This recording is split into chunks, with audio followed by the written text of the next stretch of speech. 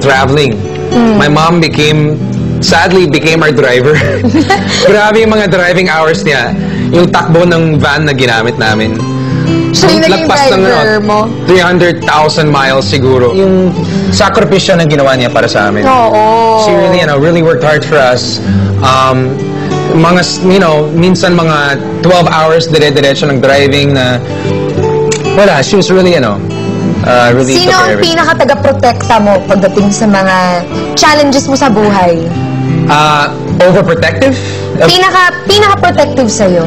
My mom. My mom is very, very protective. Overprotective, actually. Ultimate protector, si Mommy Elsie. But my sister actually, she was a big sister too.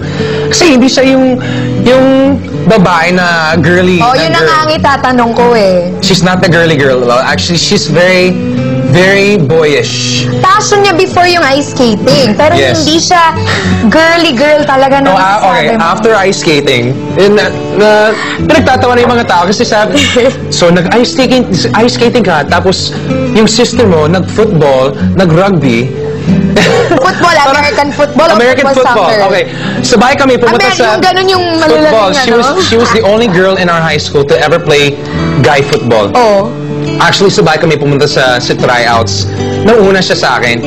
Tapos parang feeling ko, ang weird naman pag kasama ko yung sister ko sa football. So, hindi ako nag-try out. But she did well. She did rugby too in college. And sobrang... O ngayon, anong ginagawa niya? She was even in the army. Nasa army, American, US Army? She was in Iraq for 1 whole year. Lumaban sa Iraq yung ate mo? Yes. Matatag din pala yung ate mo, no? Yes. She's always been the one who was more outgoing, more of a leader. Kasi ako, I was mahihain talaga. She's opposite. She's more outgoing. So, ganun. Oh, ang ganda naman nun. At rinig ko nga, base sa mga research namin, Sam, ang standard mo daw pagdating sa mga babae, mami mo at ate mo.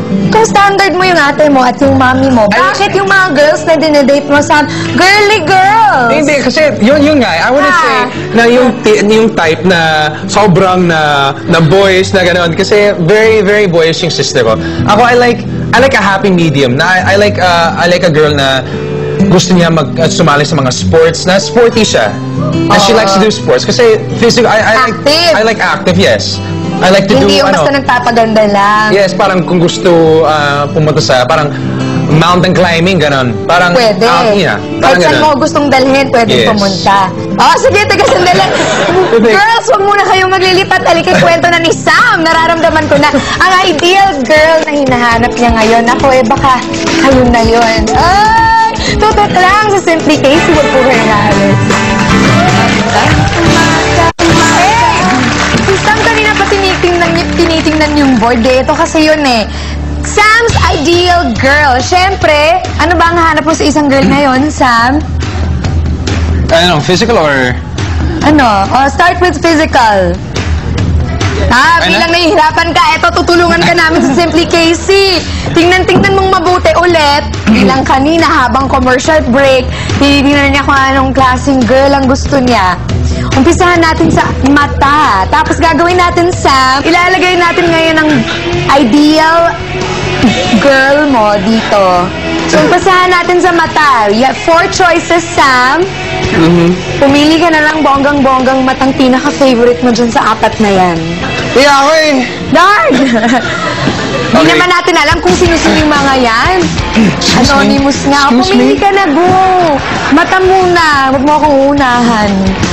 Hindi ako na titingin. Planang na kumopya sa school. Okay. Mata. Sige na, go. Ayan naman eh. Okay, ilong. 4 choices ulit. Dalinas. Alam mo, gets ko na yung diskarte mo in life. Feeling ko bubuin niya talaga yung tunay na mukha nitong babaeng to. Hindi Okay, ilong. Pwede ba? Wait. Tingnan natin. Yan naman. Medyo hindi alien. patay. Oo, okay lang. Okay. Pwede. Okay. Bibig. Last but not the least. Sorry. Bibig. 4 choices ulit. Can't help it. Okay. Uy! Nako, ibang klase taste mo, Sam. Patingin nga niyan. Ito ba yung ideal girl ni Sam Milby? Explain mo kung bakit yan ang mga pinili mo. Ang maganda siya, in fairness. Ang ganda-ganda niya. Well, starting from the lips. Magwawalis muna ako sa... Very full. I like, actually, my two favorite faces are eyes and lips. And very full, Lips. Whoever's lips these are, Oo, hindi natin alam. hindi ko alam kung Wala sinong may-ari ng lips nito. kung sino yan. Pero, very full. Okay. So you can see. So you like full lips? The eyes, Sam. Oh, yeah. Huwag na natin tanongin ang ilong kasi perfect na yung ilong na yan. Okay, perfect. Parang may similarity yung Kaya ilong. nga perfect. Mag-move on na tayo sa mata. Hindi mo na kailangan na-explain yung ilong. Well, hindi ko rin alam kung kaninong eyes. Anonymous. Wala, ganda. Sam, nakikita mo ba ang sarili mo sa kanyang mga mata?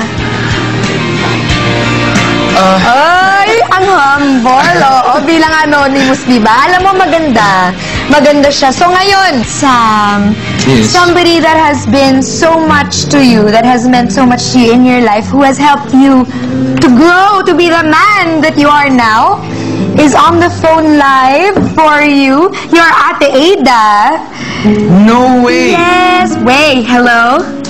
Hello. Hey, Ada. Sis, I can't believe you're on the phone. I am. Your niece is asleep on my chest, and here I am. Happy belated, sis. I'm sorry I couldn't talk to you on your birthday. I left her a message, but Thank you.